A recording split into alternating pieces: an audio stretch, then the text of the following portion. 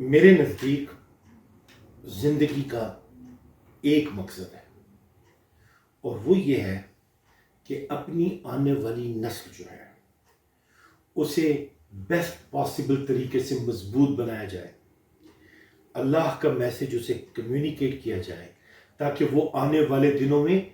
مستقبل کے چیلنجز کا سامنا کرے اور پھر اپنی جنریشن کو بھی بیسٹ پاسبل طریقے سے مضبوط بنائے تاکہ وہ اپنے مستقبل کے چیلنجز کا سامنا کر سکے۔ یہ بات کہتے ہوئے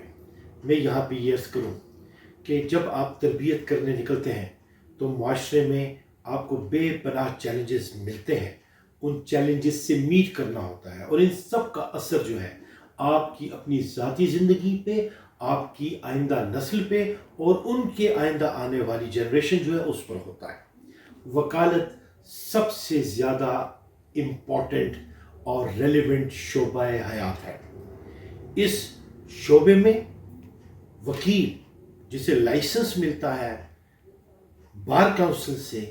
لیگل پریکٹیشنرز ان بار کونسل ایکٹ کے تحت، وہ اس بات کا مجاز ہوتا ہے کہ زندگی کے ہر حصے میں جو قانونی پیچیدگیاں رونما ہو انہیں ہموار کرے تاکہ معاشرے میں رول آف لا ہو اور قانون کی بنیاد پہ پورا معاشرہ آگے زندگی کی طرف سفر کرے۔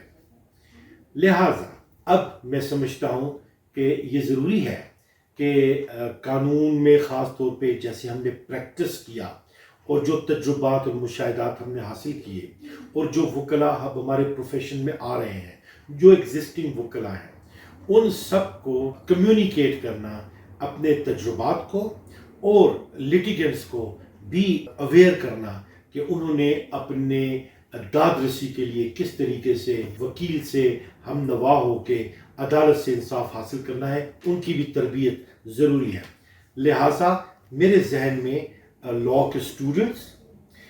Young practising lawyers, existing upcoming better lawyers